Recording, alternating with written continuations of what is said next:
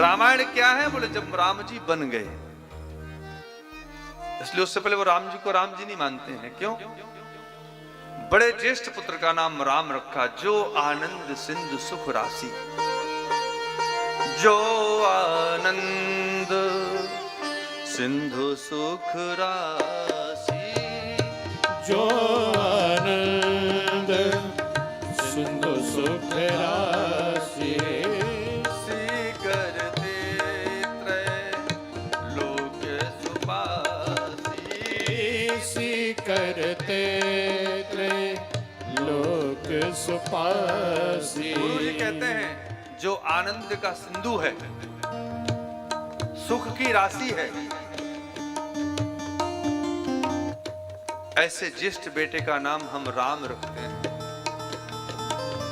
जो आनंद का सिंधु बने, सरोवर बने नहीं, समुद्र है। इसलिए राम रक्षा स्तोत्र पढ़ते हो ना, तो चरितम रघुनाथस्य सतकोट परविस्तरम एकैकमक्षरम पुंसा महापातक नाशनम। दूसरे ज्येष्ठ का विश्वभरण पोषण कर जोई, विश्वभरण पोषण कर जोई। ताकर नाम भरत अस होई, ताकर नाम भरत अस होई। जो विश्व का भरण पोषण करता है, ऐसे भगवान विष्णु रूपी अवतार भरत को सेकंड पुत्र जो हैं, दूसरे नंबर के ज्येष्ठ, उनका नाम भरत है। जाके सुमिरन तेरे पुनासा, जाके सुमिरन तेरी पुनासा। नाम शत्रुघ्न वेद प्रकाशा, नाम शत्रुघ्न वेद प्रकाशा। जिसके स्मरण मात्र करने से शत्रुओं का नाश हो जाता हो। कैसे शत्रुओं का? जो अंदर के शत्रु हैं, काम क्रोध लोभ मोह अहंता ममता अविद्या अस्मिता राग द्वेष अभिनिवेश अहंता ममता, सब मेढक मर जाते हैं स्मरण मात्र करने से। और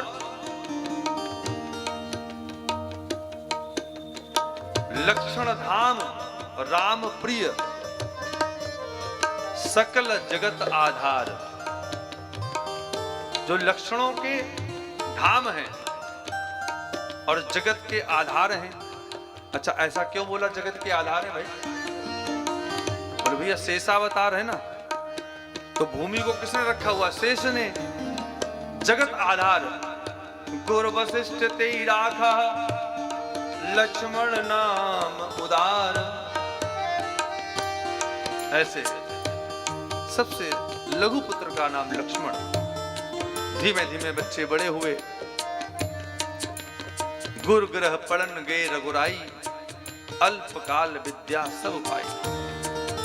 एक दिन विश्वामित्र जी को यज्ञ में जो अवरोध करते थे मारीच स्वभाव, गाधि तने मन चिंता व्यापी, गाधि तने मन चिंता व्यापी। हर बिनु मरहिना निश्चर पापी, हर बिनु मरहिना निश्चर पापी। हर बिनु मरहिना निश्चर पापी। इस तरह से विश्वामित्र जी लेकर गए। जब तक प्राणी अपने जीवन में अपने कर्म के अहमता में लगा रहता है, तब तक उस पर उसके कर्म में हमेशा विघ्न आते रहते हैं। लेकिन जैसे ही उसका कर्म प्रभु के समर्पित होकर कर्म में लग जाता है, तो भगवान कहते हैं निर्भय यज्ञ करो तुम जाइए। अब जाइए, मारीच स्वभाव तुम्हारा कुछ नहीं बिगाड़ सकते हैं। अब मैं बैठा हूं। जीवन में भगवान एक सूत्र में आप पूरी राम कथा समझ लेंगे, क्योंकि अगर इसमें डूब गया तो फिर नंदोत्सव रात को 12 बजे होगा। अगर आप तैयार हैं तो मैं पूरी राम कथा सुनाता हूं, क्योंकि हम वंशज राम जी की कथा श्याम जी की है? तो राम जी का तो फिर चरित्र तो विशाल है। राम जी ने क्या, रामो विग्रहवान धर्म, गुरुदेव के साथ गए हैं। गौतम नारी साप बस उपल देय धर धीर, चरण कमल रज चाहती कृपा करो रघुवीर। ऐसा गुरुदेव ने कहा कि ये गौतम की पत्नी है, साप बस शिला पर बन गई है, हे रघुनाथ इसको चरण स्पर्श कर दो। देखो प्रभु की मर्यादा, स्पर्श नहीं किया, उस शिला की परिक्रमा लगाने लगे। जैसे परिक्रमा लगाई, गुरु जी ने पवन देव से कहा, हे पवन देव, जब रघुनाथ इस शिला की परिक्रमा लगा रहे हो तो इतने वेग से चलना कि रघुनाथ के चरणों की धूल इस शिला से टकरा जाए और गौतम नारी प्रकट हो जाए। रघुनाथ के चरणों की धूल जब शिला से टकराई और अहिल्या प्रकट हो, लोग कहते हैं अहिल्या ने पाप किया। जो पाप करता है भगवान उसके पास चलकर नहीं जाता है। खैर ये प्रसंग बहुत लंबे हो जाएंगे। भगवान यहां पर सुखदेव जी कहते हैं गुरुवर्ते त्यक्त राज्य। भगवान बड़े हुए, सभी को पता है, विवाह हुआ, बढ़िया स्वयं धनुष स्वयंवर हुआ, एक ही मंडप में चारों भैयाओं का विवाह हुआ। जानकी, उर्मिला, सुतकीर्ति और मांडवी और सुतकीर्ति, जानकी और उर्मिला। कहने का अभिप्राय चारों भैयाओं का विवाह हुआ, विवाह होकर संपन्नता के साथ अपने राजमहल में रह रहे हैं। यहाँ पर अलग अलग भेद रामचरितमानस में लोगों ने अपने अपने, देखो ये हिंदुस्तान स्वतंत्र था, स्वतंत्र है, हर किसी का अपना मत है, जिसका जो मन में है। एक व्यक्ति तो एक दिन पहले पाठ कर रहा है, हनुमान चालीसा आचार्य जी पढ़ रहा, कह रहा है भूत 50 निकट नहीं आवे, भूत 50 निकट नहीं आवे, भूत 50 निकट नहीं आवे। हमने कहा मान लो 60 हो गए तो उसका जो मन कर रहा, भूत 50 निकट नहीं आवे। तो हमने कहा मान लो 60 हो गए तो, बोले तो मैं भूल ही गया। अच्छा ऐसा भी होता है, जिसका जो मन करे, जिसका जो मन करे। ऐसा नहीं होना चाहिए। जब तक गुरु के सानिध्य में बैठकर आपको ग्रंथ का अनुभव नहीं है,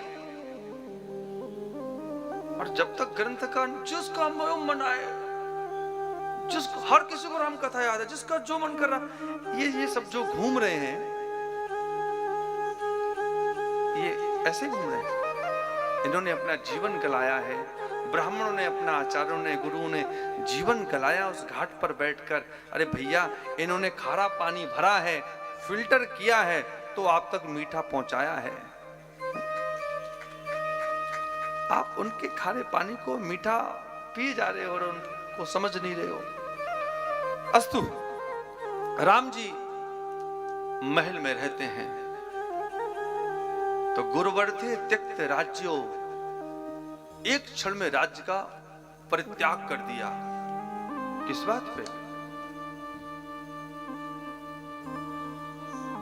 पिता ने कहा। पिता ने क्यों कहा? बोले पिता से मां ने कहा।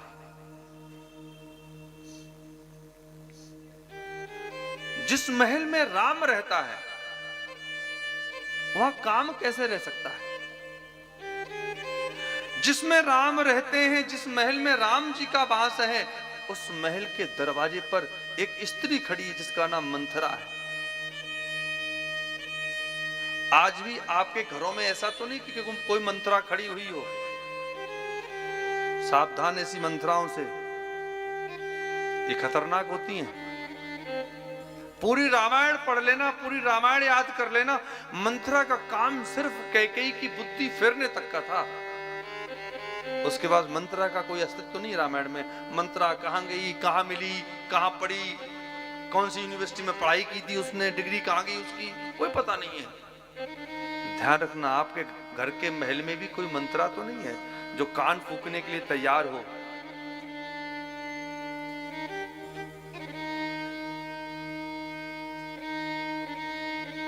लेकिन कमाल की बात है, अगर मंत्रा का आगे का मां देखोगे, पीछे का राह देखोगे, तो ऐसी मंत्रा भी राम की है। बोलो जय श्री कृष्ण।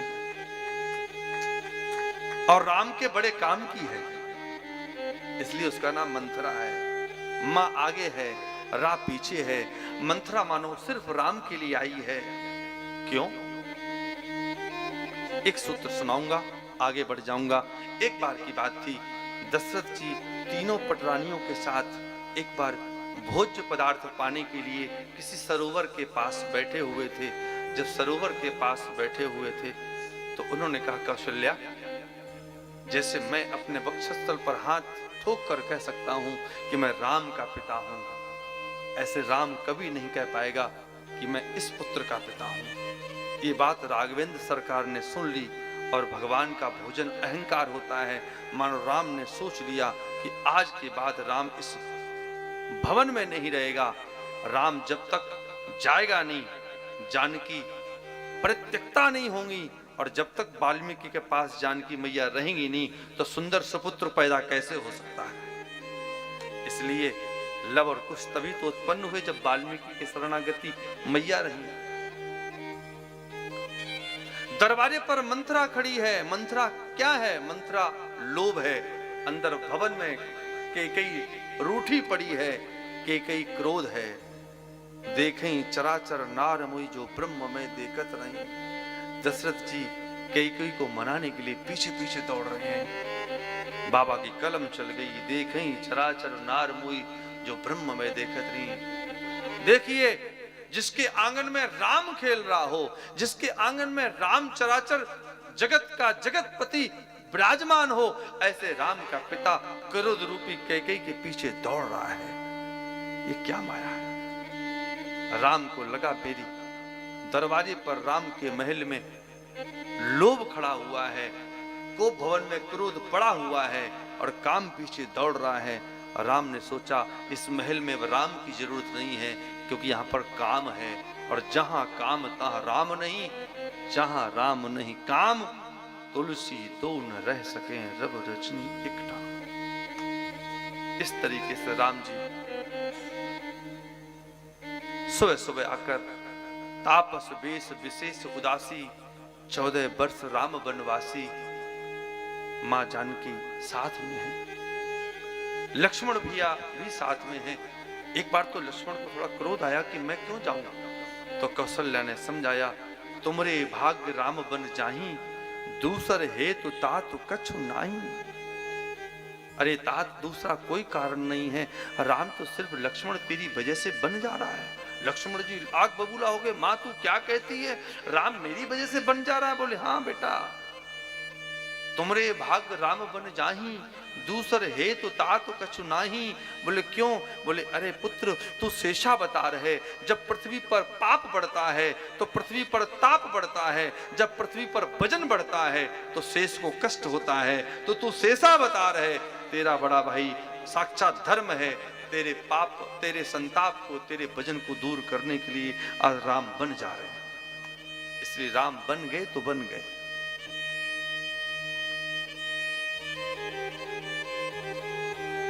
प्रभु चित्रकूट में विराजमान हुए, दंडकारण्य में पहुंचे, पंचवटी में रहे, जानकी का हरण हुआ। ध्यान रखना, हम लोगों की जानकी का हरण हो ही जाता है। जानकी मतलब समझते हैं? आपकी वैचारिक क्षमता, आपका वैचारिक सौंदर्य, आपका आध्यात्मिक शक्ति का हरण होता ही होता है। जब कोई संत बनकर रावण आता है तो आपकी जानकी का हरण हो जाता है। जानकी का हरण इसलिए होता है सज्जनों, क्योंकि आपको सोने का मृग बहुत अच्छा लगता है। मानो राम जी ने बताना चाहे, वैदेही एक सोना तुमने पसंद किया है, एक सोना मैं तुम्हें दूंगा हनुमान के रूप से, लेकिन दोनों सोना, आज तुम्हें सोने का मृग पसंद आया है।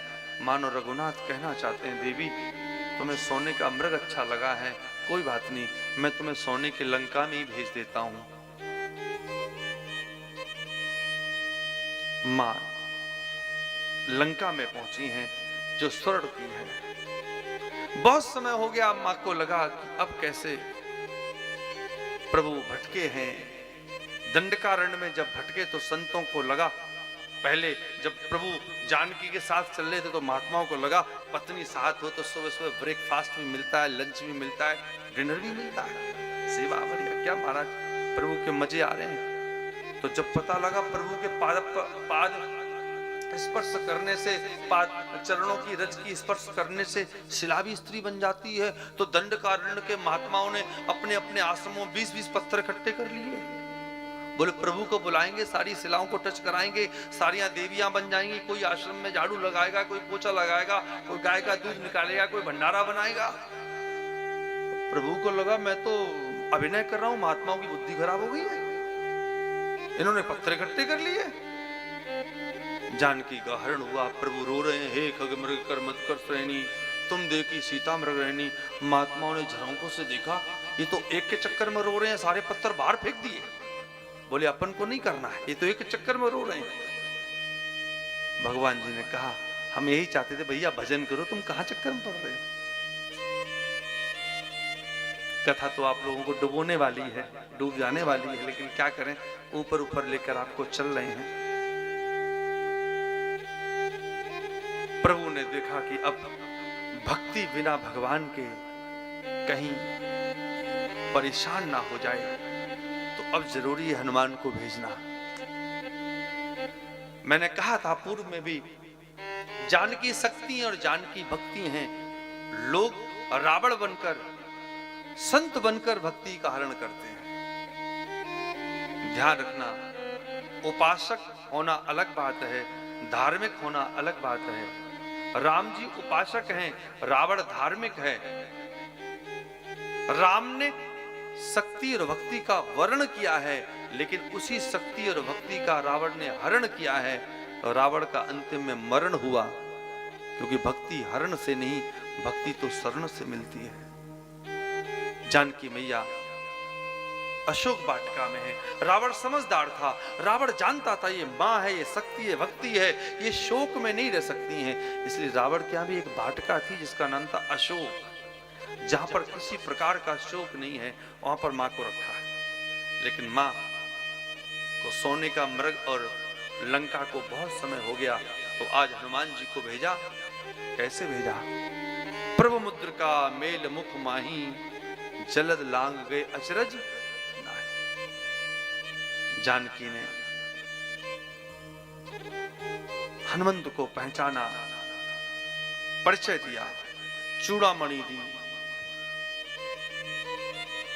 मेघनाथ ने हनुमंत लाल को बांधा। मां मैं भूखा हूं, सारे वृक्षों को उखाड़ दिया, मैं भूखा हूं मां। तो बोले तोड़कर मत खाना, पड़े हुए खाना। हनुमान जी इतने समझदार, वृक्षों को जड़ से उखाड़ दिया। ध्यान से सुनना, वृक्षों को जड़ से उखाड़ दिया, फिर हिलाया, फिर फल को उठा के खाया। किसी ने पूछा ये क्या किया? बोले मैं जिस वृक्ष पर बैठा हूं, मेरी मां सामने अशोक वाटिका में अशोक के वृक्ष के नीचे सशोक बैठी है, और भक्ति के दर्शन में जो बाधक बनते हैं उनको काटना नहीं चाहिए, उनको जड़ से उखाड़ देना चाहिए। हनुमान जी ने उखाड़ के फेंक दिया। बोले भक्ति के दर्शन में जो बाधा आती है उनको काटो नहीं, दोबारा मजबूत जमेंगे, इसलिए जड़ से उखाड़ दो। हनुमान से परिचय हुआ, प्रणाम किया। रावण के पुत्र ने बांधा, लेकिन बोला बीएस महा अभिमानी, मिला हमें गुरु कपड़ ज्ञानी। अच्छा मूर्ख, तुझे गुरु नजर आ रहा हूं, तो राम चरण पंकज उड़ धरहूं, लंका अचल राज तुम करहूं। रावण नहीं समझा, विभीषण जी समझ गए, चरणों में आके पड़ गए। श्रवण सुजस सुन आए हो प्रभु भंजनम वीर, त्राही त्राही आरत हरन शरण सुखद रघुवीर। प्रणाम किया। प्रणाम करने के बाद भगवान ने रामेश्वरम की स्थापना करी, रावण का वध हुआ। आपको कथा सब पता है।